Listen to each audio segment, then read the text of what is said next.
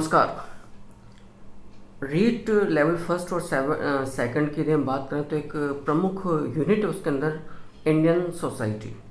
अच्छा, भारतीय समाज भी है, उसकी विशेषताएं, कैरेक्टरिस्टिक्स दे रखी, फैमिलीज़ की बात है, जेंडर की बात है, मैरिज की बात यहाँ पर दे रखी है, रूरल तथा अर्बनाइजेशन की बात यहाँ पर दे रखी है, यानी कि ग्रामीण जीवन, शहरीकरण, जो लैंगिक संवेदनशीलता है, परिवार है, विवाह।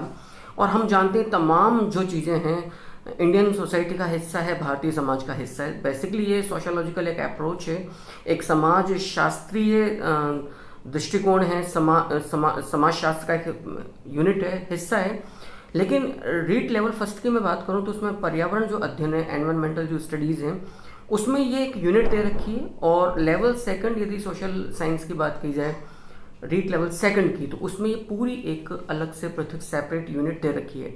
आज हम इसी पर चर्चा करने जा रहे हैं। यद्यपि मैंने अपने ब्लॉग किंशुक शर्मा classes.blogspot.com पर इस पूरे चैप्टर को अपलोड कर दिया है, आप जाइएगा, पढ़िएगा। और आज एक नया तरीका और मैं आप लोगों के साथ कोशिश कर रहा हूँ कि उसे इम्प्लीमेंट कर सकूँ।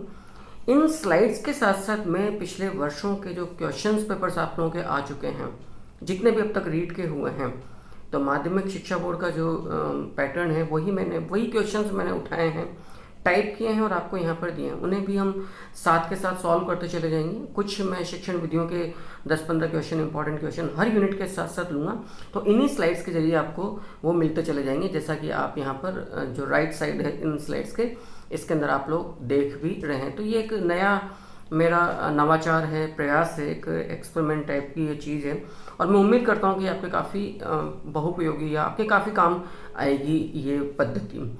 बहरहाल हम इस चैप्टर को आरंभ करें उसके पहले 2-3 बातें, महत्वपूर्ण बातें मैं समझता हूँ कि आप लोगों को बतलाना आवश्यक है, मेरा ऐसा समझना है, मानना है। असल में यदि हम किसी भी यूनिट को ठीक से पढ़ लें और उसके बाद फिर जो मॉक टेस्ट या उनके जो ऑब्जेक्टिव जो क्वेश्चन पेपर्स होते हैं, यदि हम उन्हें सॉल्व करें तो ज़्यादा फ़ायदा मिल सकता है, बजाय इस चीज़ के हम सीधा प्रश्नोत्तर पर जाते हैं, हम सीधा क्वेश्चन पेपर्स पर जाते हैं। आइएगा, इस चैप्टर को हम आरंभ करते हैं। मैं पुनः आप लोगों को दोहरा रहा हूँ, इंडियन सोसाइटी जो है वो रीट लेवल फर्स्ट के अंदर भी है और सेकंड के अंदर भी है। तो मैंने पिछली परीक्षाओं रीट के जो लेवल फर्स्ट और लेवल सेकंड के जो विभिन्न वर्षों के जो प्रश्न पत्र जो आए हैं, आप में से कई लोगों ने सॉल्व दिए भी होंगे, उनको मैंने यहाँ पर जितने भी रिलेवेंट जो क्वेश्चंस बनते हैं या आ चुके हैं, उन्हें मैंने यहाँ पर आप लोगों के सामने रखा है। भारतीय समाज असल में क्या है, समाज क्या है? पहली बात तो समाज व्यक्तियों का समूह नहीं हो सकता है। समाज का मतलब है वो 2 या 2 से अधिक व्यक्ति जो आपस में, इनकी प्रमुख एक प्रकार की कंडीशन है, क्योंकि 2 या 2 से अधिक लोग यदि मिलते हैं तो वो समूह बनेगा, एक भीड़ बनेगा। जब तक इनमें इंटरेक्शन ना हो, पब्लिक रिलेशंस ना हो, जब तक इनमें अंतर संबंध से स्थापित सामाजिक संबंधों का ताना बाना नहीं पाया जाएगा व्यक्तियों के समूह में, हम उसे इंडियन सोसाइटी नहीं कह सकते, माफ़ करिएगा, हम उसे सोसाइटी या समाज नहीं कह सकते हैं। अब चूंकि हम लोगों को तो देख सकते हैं, लेकिन लोगों के संबंधों को हम मात्र परिभाषित कर सकते हैं, उन्हें हम देख नहीं सकते क्योंकि वो अमूर्त होते हैं, वो इनविजिबल होते हैं। इसीलिए समाज का जब कॉन्सेप्ट हमारे सामने आता है, सोसाइटी का जब कॉन्सेप्ट हमारे सामने आता है, तो हम इसे कहते हैं कि समाज एक अमूर्त अवधारणा है, समाज एक सोशल इंस्टीट्यूट है, एक सामाजिक संस्था है। लेकिन यदि इसकी डेफिनेशन को यदि हम देखें तो ये एक अमूर्त का मतलब होता है जो अप्रत्यक्ष है, जो विजिबल नहीं है, जो दिखाई नहीं देता है। चूंकि व्यक्ति या व्यक्ति के समूह हमें नज़र आते हैं, लेकिन व्यक्तियों के मध्य जो उनके जो इंटरेक्शंस होते हैं, उनके जो सामाजिक अंतर संबंध होते हैं, अंतः क्रियाओं के द्वारा उनके जो पब्लिक रिलेशंस होते हैं, उन्हें हम देख नहीं सकते हैं, उनको हम आकार परिणाम उसमें नहीं तोल सकते उस कसौटी पर। इसीलिए चूंकि सामाजिक अंतर संबंध अमूर्त होते हैं, इसीलिए समाज को जब हम परिभाषित करते हैं तो ये एक सामाजिक संस्था में एक अमूर्त अवधारणा है। आइएगा, इसी अध्याय को हम आगे बढ़ाते हैं। देखिएगा, मैकाइवर पे जिनकी एक प्रसिद्ध पुस्तक है सोसाइटी, याद रखिएगा, सोसाइटी, इस तरह की पुस्तकों की जो संबंधित जितनी भी प्रमुख पुस्तकें हैं, उनके लेखक हैं, ये तमाम चीज़ें आपको मिल जाएगी। मेरा प्रयास इन स्लाइड्स के जरिए यही है कि इनको पढ़ने के पश्चात ठीक से यदि आप यहाँ पर कॉन्सेप्ट को समझ लेते हैं, ब्लॉग पर जाकर नोट्स को पूरा पढ़ लेते हैं बिना किसी ब्रेक के, क्योंकि वहाँ पे इंटरप्शंस नहीं, यहाँ तो स्लाइड्स बीच में रुकती है, चलती है, कई तरह के टुकड़ों के रूप में आती है, वहाँ एक पूरा कॉन्टिन्यूटी में मैंने पूरा चैप्टर डाला हुआ है। तो मुझे नहीं लगता इसके पश्चात आपको किसी प्रकार की किसी अन्य पाठ्य सामग्री पर रिलाई करना पड़ेगा। यदि किसी कोचिंग संस्थान में आप पढ़ रहे हैं और वहाँ पढ़ने के साथ साथ यदि आपका कहीं कुछ यूनिट छूट जाता है तो भी एक ये सहायक सामग्री के रूप में ये चैनल आपके सामने प्रस्तुत है।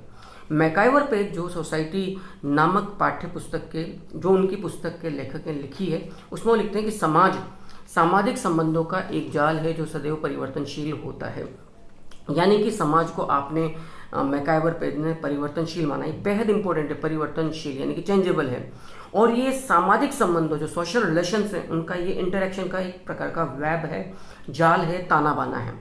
परिवर्तनशील क्यों है? क्योंकि समाज की जब बात की जाए तो समाज का एक छोटी इकाई के रूप में परिवार आता है। परिवार भी खंडित प्रवृत्ति का होता है, अस्थायी प्रवृत्ति का होता है, क्योंकि उसमें सदस्य घटते बढ़ते रहते हैं। मृत्यु के द्वारा सदस्य घट जाते हैं, विवाह जन्म के द्वारा सदस्य बढ़ जाते हैं। तो चूंकि परिवार के अंदर हम छोटी सी यूनिट में चीज़ देखते हैं, तो इसी प्रकार से समाज के सदस्यों की संख्या भी घटती बढ़ती रहती है। समाज का कोई आकार नहीं होता है, हम किसी भौगोलिक क्षेत्र विशेष में नहीं बांध सकते हैं। एक समाज, ए सोसाइटी, एक समाज को तो हम समाज में भी जो एक व्यक्तियों का जो एक विशिष्ट उद्देश्य से निर्मित जो समूह जिसको हम एक समाज कहते हैं, जैसे ब्राह्मण समाज, जैसे जाट समाज, तो चूंकि एक स्पेसिफिक कैटेगरी हो गई है सोसाइटी के अंदर भी, उसको तो हम एक विशेष भौगोलिक क्षेत्र में नाप सकते हैं, देख सकते हैं। लेकिन सोसाइटी चूंकि परिवर्तनशील होती है और इसको हम किसी भौगोलिक क्षेत्र से पर ये निर्भर कोई अवधारणा नहीं। तो पहली बात तो यदि प्रश्न आ जाए क्या समाज परिवर्तनशील होता है? जी हाँ, सब समाज की प्रवृत्ति अस्थायी होती है, क्योंकि समाज के अंदर, सोसाइटी के अंदर समाज में सदस्यों की संख्या घटती बढ़ती रहती है। तो मैकाइवर पेज जो सोसाइटी नामक पुस्तक के लेखक हैं, उन्होंने कोटेशन दी है कि समाज सामाजिक संबंधों का जाल है जो सदैव परिवर्तनशील होता है। फाइन, आगे देखिएगा। यदि मैं विषय और सारांश की बात करूं इस अध्याय की, तो आप लोग देखिएगा बहुत एक एक शब्द को बारीक से देखना। जनरली ये एक प्रकार की अवधारणा है कि सोशियोलॉजी या समाज शास्त्र जैसी यूनिट्स समझ में नहीं आती है, लेकिन आप सोचिएगा, हम जिस सामाजिक संस्था का हिस्सा हैं, जिसमें हम पले बड़े हैं, जिसमें हमारी परवरिश हो रही है, जहाँ हम जन्मे हैं, जहाँ हम हमारा पूरी बाल्यावस्था और हमारी जवानी, प्रौढ़ावस्था सब कुछ गुजरेगा, हम सब कुछ यहाँ अर्जित करेंगे, हर प्रकार की भूमिका परिस्थिति को हम यहाँ पर प्राप्त करेंगे। और जिस सोसाइटी का हम हिस्सा है, जो सोसाइटी हमसे, क्या उसे समझना इतना मुश्किल है? प्रॉब्लम क्या है कि जो हमारा जो परसेप्शन है, जो हमारा दृष्टिकोण है, परिप्रेक्ष्य है इस प्रकार के विषयों को पढ़ने का, हम यहाँ पर शॉर्ट ट्रिक्स अपनाने का प्रयास करते हैं और वहीं बच्चा या स्टूडेंट मारा जाता है। समाज के निर्माण के लिए व्यक्तियों की बहुलता, याद रखिएगा, व्यक्तियों की बहुलता यानी कि मल्टीपल, आप नंबर्स की बात कर रहे हैं। समाज के निर्माण के लिए व्यक्तियों की बहुलता, व्यक्तियों के मध्य अंतःक्रिया एवं सामाजिक अंतःक्रिया से उत्पन्न अंतर संबंधों का होना आवश्यक है। यानी कि व्यक्तियों की बहुलता, एक से अधिक व्यक्तियों का होना आवश्यक है, लेकिन वो एक से अधिक व्यक्तियों का समूह समाज तब तक नहीं कहलाएगा जब तक उनके मध्य में अंतःक्रिया द्वारा स्थापित सोशल इंटरैक्शंस वाले रिलेशन, सामाजिक अंतर संबंधों की स्थापना नहीं होगी। तो व्यक्तियों का एक से अधिक होना सोसाइटी के लिए कंडीशन है, लेकिन वो समाज का रूप तभी लेगा, ये रूप अमूर्त है, जब उन व्यक्तियों के मध्य में अंतःक्रिया द्वारा सामाजिक अंतर संबंधों की स्थापना होगी, अन्यथा वो एक मास या भीड़ या समूह बन के रह जाएंगे। अब ये अलग बात है कि वो जो ग्रुप या जो समूह होगा वो ग्रुप प्राइमरी होगा या सेकेंडरी होगा, ये एक बिल्कुल ही पृथक विषय है। तो ये जो कह रहा है कि समाज के निर्माण के लिए व्यक्तियों की बहुलता, उनके मध्य, याद रखिएगा, उनके मध्य अंतःक्रिया एवं सामाजिक अंतःक्रिया से उत्पन्न अंतर संबंधों का होना आवश्यक है। आगे देखिएगा, सर्वश्रेष्ठ समाज सदैव अपने सदस्यों पर न्यूनतम नियंत्रण रखता है। यदि, क्योंकि समाज कोई एक, समझिएगा, जब से मानव का अस्तित्व हुआ है उसका समाज सब तब से है, जब से, क्योंकि समाज सार्वभौमिक, काल, दिशा, देश से परे एक अवधारणा है। जब से मानव, क्योंकि मानव एक सामाजिक प्राणी, जब से मानव इस धरती पर अवतरित हुआ है उसको अपनी भौतिक आवश्यकताओं की पूर्ति के लिए पर्यावरण के साथ संबंध स्थापित करना पड़ा है। अब इकोसिस्टम के साथ जब उसने अपने रिलेशंस मेंटेन किए, स्टैब्लिश किए, उसके लिए उसको अपने साथियों की आवश्यकता पड़ी, क्योंकि कोई भी समाज का कोई भी सदस्य एकल उत्तरदायित्व या एकल जीवित रहने की प्रक्रिया में कभी नहीं रहा है। चाहे भोजन हो, चाहे आवास हो, चाहे प्रकृति को आगे बढ़ाना हो, चाहे शिकार करना, हंटिंग हो, खेती करना हो, एक से अधिक लोगों के मध्य में संबंधों की आवश्यकता होती है। आप लोग देख लीजिए, इस एक मोबाइल या कैमरे की डिवाइस के द्वारा, मैं एक टेक्निकल डिवाइस के द्वारा मैं आप लोगों से इंटरेक्शन कर रहा हूँ। तो यदि टीचर है तो टीचर कब होगा? जब स्टूडेंट्स होंगे, और स्टूडेंट्स है तो टीचर हैं। तो ये रेसिप्रोकल या अन्योन्याश्रित रिश्ते होते हैं, अतः अंतर संबंध होते हैं। चाहे हम यहाँ पर वर्चुअल लाइफ में ये जो क्लासेज हैं, ये आभासी क्लासेज हैं, ये ऑनलाइन, हम फेस टू फेस यहाँ पर नहीं है, ये टेक्नोलॉजी का प्रयोग है, फिर भी हमारे बीच में चाहे प्राइमरी रिलेशंस ना हो, लेकिन एक सेकेंडरी रिलेशंस तो हैं कि भले ही हम फेस टू फेस रूबरू नहीं हो रहे हैं, लेकिन हमें इन संबंधों के द्वारा एक प्रकार का हम इंटरेक्शन फील करते हैं। तो जब से मानव जगत में अस्तित्व में धरती में आया है, तब से ही समाज की अवधारणा है। ये अवधारणा अमूर्त है और इस समाज के निर्माण के लिए उन लोगों के मध्य में अंतर संबंधों का होना बेहद आवश्यक है। अब जब समाज के सदस्य यदि एक रेगुलेशन या रेगुलेटरी बॉडीज के द्वारा चलते हैं, एक नियामक संस्थान के द्वारा चलते हैं, तो समाज कोई हंटर नहीं है। समाज का अपना एक नियंत्रण रखने का तरीका होता है जो सांस्कृतिक होता है, जिनमें धार्मिक प्रथाएं, परंपराएं, रीति रिवाज, लोक लाज, बदनामी का डर, सम्मान पाने की चाह, प्रतिष्ठा पाने की चाह, पद परिस्थिति या भूमिका में गिरावट, कई प्रकार के सोशल प्रेशर होते हैं जो इनविजिबल होते हैं। कानून और दंड तो मानव द्वारा निर्मित एक प्रकार की राजनीतिक और प्रशासनिक संस्थाएं होती हैं, क्योंकि ये होना भी आवश्यक है, लेकिन वो एक अलग बात है। समाज का कोई नियंत्रण नहीं है, स्वनियंत्रण होता है। समाज में अन्य सामाजिक संस्था आ जाएं तो बात अलग है। तो सर्वश्रेष्ठ समाज वो समाज होगा जो अपने सदस्यों पर न्यूनतम नियंत्रण रखे, लेकिन इसके लिए आवश्यक क्या है कि उसके सदस्यों का एक श्रेष्ठ नागरिक की तरह भी व्यवहार करना आवश्यक होता है। अब आप इन यूनिट्स में आगे जाकर देखोगे, स्पेशली सेकंड ग्रेड के लेवल तक ये अच्छी बातें होती है कि इन यूनिट्स में फिर परिस्थिति भूमिका होती है। यहाँ इतना एलोबरेट नहीं किया है, इतना प्रकाश नहीं डाला है इन यूनिट्स पे, जितना है मैं पूरा प्रयास करूंगा आप लोगों को समझाने का। तो ये कोटेशन जो दी गई है ये स्पेंसर के द्वारा दी गई है। स्पेंसर क्या बोलते हैं?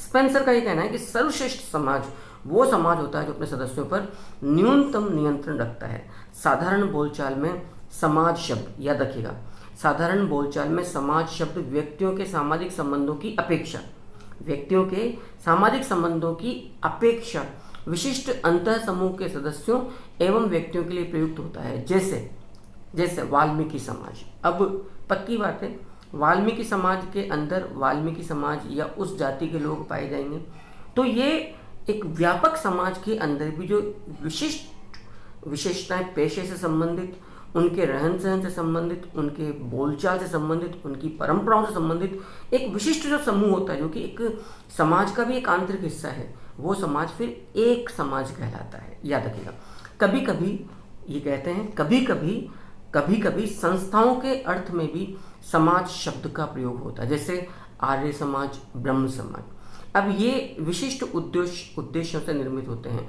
और ये उद्देश्य में भी कि रिलीजियस हो, पॉलिटिकल हो, सोशल हो, इनके उद्देश्य इस प्रकार की संस्थाओं के राजनीतिक उद्देश्य लक्ष्य भी हो सकते हैं, सामाजिक लक्ष्य भी हो सकते हैं, आर्थिक भी हो सकते हैं। अब यदि मैं कार्ल मार्क्स की बात करूं, जिन्होंने पूंजीवाद पर काफ़ी बात करी है, दास कैपिटल आपकी बेहद प्रसिद्ध रचना है। कार्ल मार्क्स का कहना है बहुत बेहद, ये भी काफ़ी ज़्यादा महत्वपूर्ण है, इस बात को याद रखना। अब देखिएगा, आप साथ साथ ये स्लाइड्स चलती जा रही हैं। यहाँ पर इन स्लाइड्स में क्वेश्चन पेपर्स आपके सामने आ रहे हैं। जैसे जैसे मैं यूनिट समझाता जाऊंगा, आपको साथ के साथ सामने के सामने आप देख रहे हैं इधर इस तरफ, आपको क्वेश्चन भी मिलते जाएंगे इंपॉर्टेंट। ये एक तरह का प्रयोग है, मुझे क्योंकि मेरा प्रयास रहता है मैं जितना बेहतर आप लोगों को दे सकूं। एक चाहत है कि एक नाम हो, और आपके भविष्य के निर्माण में यदि हमारा थोड़ा सा योगदान होता है तो हम अपने आप मेहनत की को सार्थक मानते हैं। तो इनको हम एक्सप्लेन करेंगे, समझेंगे, थोड़ा सा एक वक्त अपन ले लें, पहले इनसे संबंधित जो मैटर है उसको हम ढंग से समझ लें। तो जो कार्ल मार्क्स है, याद रखिएगा, कार्ल मार्क्स ने भारतीय समाज को शुद्ध एशियाई समाज माना है और बंद आत्मनिर्भर समाज माना है, ये बात भी याद रखना। एशियाई समाज का सर्वश्रेष्ठ उदाहरण कार्ल मार्क्स ने इंडियन सोसाइटी को माना है, और इंडियन सोसाइटी में भी अर्बन नहीं, रूरल को माना है, यानी कि ग्रामीण समाज को माना है। इसका कहना है भारतीय समाज, ग्रामीण समाज एक बंद समाज है जो नमक और लोहे को छोड़कर शेष दुनिया से कटा हुआ है। पूरी तौर पर ये स्वावलंबी या स्वनिर्भर समाज है। ये काफ़ी महत्वपूर्ण बात है। उसके अनुसार कार्ल मार्क्स कहता है कि एशियाई समाज एक ऐसा समाज है जिसकी कृषि प्रधान आर्थिक व्यवस्था उत्पादन की छोटी इकाइयों पर आधारित है। समझ सकते हैं, क्योंकि गाँव के अंदर आप जानते हो लकड़ी से संबंधित व्यवसाय, आप बैलगाड़ी का निर्माण है, फसल है, राइट ना। मैंने कहा ना, लोहा और नमक गाँव में नहीं उत्पादित होता या निर्मित होता है। इसको छोड़कर तमाम चीज़ें, क्योंकि वहाँ पे एक प्रकार की वस्तु विनिमय प्रणाली पाई जाती थी, एक जो पारंपरिक हमारी ग्रामीण संस्कृति है या पद्धति है। तो आप दोबारा सुनिएगा कार्ल मार्क्स की जो डेफिनेशन है भारतीय समाज को लेकर, जिसको इसने एशियाई सोसाइटी माना है। एशियाई समाज एक ऐसा समाज है जिसकी कृषि प्रधान आर्थिक व्यवस्था उत्पादन की छोटी इकाइयों पर आधारित है तथा साथ ही जिसमें केंद्रित राज्य और नौकरशाही है, जिसकी शक्ति जल पूर्ति नियमन पर निर्भर करती है। क्योंकि इसका जो आपने कहा है, आप यदि जितनी भी इंडियन सिविलाइजेशन से यदि आप शुरुआत से देखें, चाहे वो ग्रामीण हो चाहे शहरी हो, अधिकांश तौर पर वो दुनिया के किसी भी कोने में, मात्र भारतीय नहीं, दुनिया के किसी भी कोने में वो जल पर निर्भर है। और आप जानते हैं जल है तो जीवन है। तो ये कहता है जिसकी शक्ति, इस एशियाई समाज या भारतीय समाज की शक्ति जल पूर्ति नियमन पर निर्भर करती है। संभवतः ये बात तुम जानते हैं हड़प्पा सभ्यता तक भी जाकर बहुत अच्छे से परिलक्षित होती है कि यहाँ का जो जल निकास तंत्र था ये दुनिया का सर्वश्रेष्ठ था। इवन जो अब तक का हमने, यदि आप धोलावीरा का जो सिस्टम है हड़प्पाई सभ्यता में भी, स्पष्ट तौर पर यदि आप उनका जल संग्रहण को देखें तो वो एक नज़ीर है संपूर्ण दुनिया की सभ्यताओं के लिए। आगे देखिएगा, वर्तमान में जो इंडियन सोसाइटी है, जो वर्तमान में जो भारतीय समाज है, ये समाज एक संक्रांति या ट्रांजिशन के पीरियड की स्थिति से गुजर रहा है। कारण कि भारत अपने साथ साथ जो पारंपरिक जो ग्रामीण समाज की जो विशेषताएं हैं उन्हें भी साथ में ले रहा है, और आधुनिक समाज की विशेषताओं को जो वेस्टर्न जो सोसाइटी है उसको वो अडोप्ट कर चुका है। तो ट्रांजिशन पीरियड है एक तरह का, इसमें ग्रामीण भी है, शहरी भी है, और औद्योगिक समाज का भी इसमें कोलैबोरेशन पाया जा रहा है। तो एक प्रकार का तिहरा समाज है। आप लोग आज कितने ही अच्छे बन जाएं, कितने ही आप सोने के बन जाएं, अल्ट्रा मॉडर्न आप सोसाइटी को बिलोंग करें, लेकिन आप जानते हो अमूमन हमारे घर में पत्थर के सिलबट्टे जिन पर मसाले पीसते हैं, चटनी पीसते हैं, कई बड़े घरों में आज भी कच्चे चूल्हे पाए जाते हैं। और आज जो बात आ रही एक अर्बन सिविलाइजेशन में, जो बात शहरीकरण में, अर्बनाइजेशन में हम देखते हैं कि फार्म हाउस बनाया जाए, वो क्या, वो ग्रामीण कॉन्सेप्ट, एक रूरल कॉन्सेप्ट ही है कि शहर की चकाचौंध और आपाधापी से दूर आप एक प्राकृतिक परिवेश में जाकर कुछ दिनों के लिए अपने आप को रिलैक्स कर सकें। तो ये जो कॉन्सेप्ट आ रहे हैं बेसिकली ग्रामीण जीवन के, तो भारत चाहे, इंडियन सोसाइटी चाहे, कंप्यूटर साइंस के एरा में आ चुकी है, लेकिन उसके साथ साथ उसने अपनी ग्रामीण जो संस्कृति है, जो उसका जो रूरल सोसाइटी है, उनके मेन फैक्टर्स या एलिमेंट्स को अभी भी उन लोगों ने गिव अप नहीं किया, नहीं छोड़ा है। तो इसीलिए कहा गया है कि जो भारतीय समाज है वो ट्रांजिशन पीरियड से एक संक्रांति के दौर से गुजर रहा है। भारतीय समाज में इस समय परंपरात्मक एवं मुक्त दोनों ही प्रकार के समाजों की विशेषताएं पाई जाती हैं। यद्यपि दिशा आधुनिकीकरण की ओर है, मॉडर्नाइजेशन की तरफ है, लेकिन इसकी प्रकृति जटिल एवं मुक्त दोनों प्रकार के समाजों की पाई जाती है। जटिल समाज ग्रामीण परंपरावादी समाज पाए जाते हैं जो रूढ़िवादी होते हैं, मुक्त समाज आधुनिक औद्योगिक सोसाइटीज हैं जिनमें स्त्रियों को पूरी तौर पर स्वतंत्रता प्राप्त होती है। आप व्यवसाय से नहीं बंधे होते हैं, जैसी आपकी योग्यता वैसा आप अपना पेशा अपनाइए। तो वर्तमान जो इंडियन सोसाइटी है, जो भारतीय समाज है, इसमें याद रखना जटिल एवं मुक्त यानी कि ग्रामीण और शहरी, परंपरावादी और आधुनिक युग सोसाइटी की दोनों ही प्रकार की विशेषताएं यहाँ पर पाई जा रही है। इस बात को आप लोग अच्छे से समझ सकते हैं। इसीलिए स्पेंसर ने, आप लोग देखेंगे इन स्लाइड्स की एक अच्छी बात हो रही है कि मैंने इन्हें काफ़ी कलरफुल वे में आपके सामने प्रस्तुत किया है। और आप एक बार कमेंट जरूर किया करें मुझे। मैंने आज तक कभी किसी भी वीडियो में इस बात को नहीं बोला कि प्लीज़ शेयर मी, सब्सक्राइब मी और लाइक में, वो आपके ऊपर डिपेंड है, लेकिन कमेंट अवश्य किया करें, क्योंकि उससे मुझे यूँ लगता है कि मेरा आपसे इंटरेक्शन बराबर बना हुआ है। जैसा भी आपको फील होता है इन स्लाइड्स, इन क्लासेस के का जो फीडबैक, जैसा भी आपको लगता है कि आपका अनुभव खट्टा मीठा जो भी रहा, मैं स्वागत करूँगा। स्पेंसर जो प्रमुख समाज शास्त्री हैं, उन्होंने इसीलिए आधुनिक सभ्य समाज को तिहरे मिश्रित समाज, जो मैंने कहा था परंपरावादी भी है, आधुनिक भी है और औद्योगिक समाज की विशेषताएं भी पाई जा रही है। आप लोग देखिएगा। और जो मैं अभी बोल रहा था कि कलरफुल इसलिए कि आपको पढ़ते वक्त हाईलाइट हो जाए कि कहाँ से प्रश्न बनने की आपके सामने पूरी संभावना आ रही है।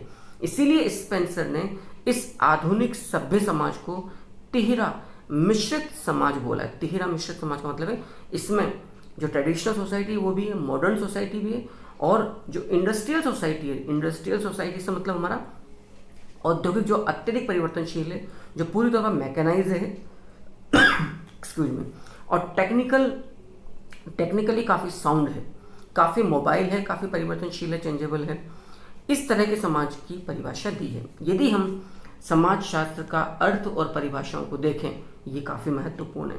अधिकांश प्रश्न हमारे यहीं से बनते हैं। लोपियर नामक समाजशास्त्री ने एक कथन दिया है कि समाज मनुष्यों के समूह का नाम नहीं है, बल्कि यह मनुष्यों के अंतः संबंधों की एक जटिल व्यवस्था। देखिएगा, मैंने अभी कहा भी था कि मात्र लोगों का समूह नहीं है। जब तक लोगों के अंदर किसी भी प्रकार का इंटरेक्शन नहीं पाया जाएगा, आप उसे सोसाइटी का नाम नहीं देंगे। जैसे एक क्लास में बैठे हुए बच्चे यदि वो आपस में किसी प्रकार का इंटरेक्शन नहीं करते हैं, वाद विवाद हो सकता है, डिबेट हो सकता है, डिस्कशन हो सकता है, पेन का एक्सचेंज हो सकता है, स्टडी मटेरियल का एक्सचेंज हो सकता है, यदि वो अपनी अपनी सीट पर आकर बैठते हैं, अपने टीचर से मात्र वो किसी प्रकार का एक इंटरेक्शन रखते हैं, आपस में इंटरेक्शन नहीं रखते हैं, तो वो क्लास एक प्रकार का समूह बन के रहेगी, वो समाज नहीं कहलाएगी। जैसे कि रेलवे स्टेशन पर स्थित भीड़ वो समाज नहीं, क्योंकि उनमें इंटरेक्शन नहीं है। वो एक लक्ष्य की प्राप्ति के लिए तब तक ही वहाँ मौजूद है जब तक कि उनको उनकी ट्रेन या उनका डेस्टिनेशन प्राप्त नहीं हो जाता है। तो जो लोपियर ने कहा, अब तक हम क्लियर करते हैं इस बात को, और आप अब तक इस बात को समझ भी गए होंगे कि समाज मात्र मनुष्यों के समूह का नाम नहीं है। ये समूह तब तक समाज नहीं कहलाएगा। व्यक्तियों का होना आवश्यक है, लेकिन व्यक्तियों की इकट्ठे होने से अधिक है इनके बीच में, मनुष्यों के बीच में अंतर संबंध, इंटरेक्शंस अवश्य पाए जाएं। ये कथन है लोपियर का। जॉर्ज सिमेल नामक जो एक समाजशास्त्री हैं, उन्होंने एक कदम और आगे बढ़ के कथन वही बात कही है कि समाज उन व्यक्तियों का समूह है जो अंतःक्रिया द्वारा संबंधित। अब आप मुझे बताइएगा, क्या ये सब चीज़ें आपको पता नहीं है? एक प्रस्तुतिकरण का, प्रेजेंटेशन का अपना एक तरीका होना चाहिए। ये इतने आसान विषय हैं कि आप पूरे में से पूरे मार्क्स ले सकते हैं और ज़्यादा जद्दोजहद नहीं करनी है। आज मैं इस वीडियो को इंट्रोडक्टरी वीडियो के रूप में आपके सामने प्रस्तुत कर रहा हूँ कि ये मेरा पहला वीडियो है रीड का मैं सिलेबस पूरा करवाऊँगा। इन्हीं स्लाइड्स पर मैं सोसाइटी वाला पोर्शन लूँगा, जो आपका रीड लेवल फर्स्ट में पर्यावरणीय अध्ययन है। इंडियन हिस्ट्री का जितना पोर्शन है, आपको इसी प्रकार से नोट्स ब्लॉग पर आपको नोट्स प्राप्त होते रहेंगे। ब्लॉग पर आप लोग देख सकते हैं, आपके लिए ब्लॉग ये रहा। आप जाइए गूगल पर, आप ये देख लीजिए, गूगल क्रोम पर जाकर टाइप करिए इंग्लिश में किंशुक शर्मा classes.blogspot.com। आप जाइएगा, आराम से आपको नोट्स मिल जाएंगे। तो मेरा यहाँ पर ये पूरा प्रयास है आप लोगों को कि मैं इसी प्रकार से जो इंडियन हिस्ट्री है उसका पूरा पोर्शन आप लोगों को प्रदान करूँगा। जो राजस्थान हिस्ट्री और कल्चर का जो पोर्शन है रीड लेवल सेकंड के अंदर, वो पूरा प्रदान करूँगा। तो पूरी क्लासेस आपके सामने इसी प्रकार से आती रहेगी। तो आपका एक्सपीरियंस कैसा रहा इस क्लास का, मुझे आप अवश्य बताइएगा। उम्मीद करता हूँ कि आप अवश्य पसंद करेंगे। ये सिर्फ मैं आज इंट्रोडक्टरी क्लास के रूप में दे रहा हूँ। मुझे आपके फीडबैक का इंतज़ार रहेगा। ब्लॉग पर भी आप नोट्स पढ़िए, वहाँ पर भी कमेंट बॉक्स में जाके कमेंट्स मेंशन करिए। लिखिएगा और इस चैनल पर भी अपने कमेंट्स दीजिएगा। मैं इंतज़ार करूँगा। अगली स्लाइड के लिए यहीं से अपन कंटिन्यू रखेंगे। तब तक के लिए आप लोगों को नमस्कार।